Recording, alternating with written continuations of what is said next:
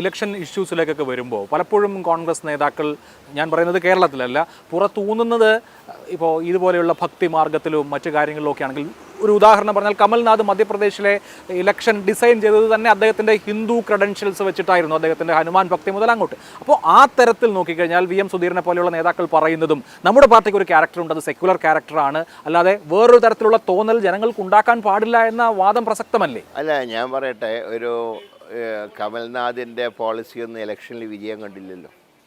എന്നാൽ സെക്യുലർ കാഴ്ചപ്പാടുമായി കർണാടകത്തിലും തെലങ്കാനയിലും ചെന്നപ്പോൾ കോൺഗ്രസ് വിജയിച്ചല്ലോ. അതൊരു പാഠമല്ലേ? തീർച്ചയായിട്ടും അതാണല്ലോ ഞങ്ങൾ പറയുന്നത്, സെക്യുലർ ആ നിലപാട്. സെക്യുലർ എന്ന് പറയുമ്പോൾ എല്ലാ മതങ്ങളുടെയും താല്പര്യങ്ങൾ സംരക്ഷിക്കലാണ്, അല്ലാതെ മതങ്ങളെ തമ്മിൽ അടുപ്പിക്കലല്ല. അപ്പോൾ അവിടെ കമൽനാഥിന്റെ പരീക്ഷണം പരാജയപ്പെട്ടു എന്നുള്ളത് കോൺഗ്രസ് ദേശീയ രാഷ്ട്രീയത്തിൽ, അതായത് ലോക്സഭാ തെരഞ്ഞെടുപ്പിലേക്ക് പോകുമ്പോൾ അതൊരു പാഠമായി എടുക്കും. തീർച്ചയായിട്ടും എല്ലാ കാര്യങ്ങളും പാഠമായിട്ട് എടുത്തുകൊണ്ട് തന്നെയാണ് നീങ്ങുക.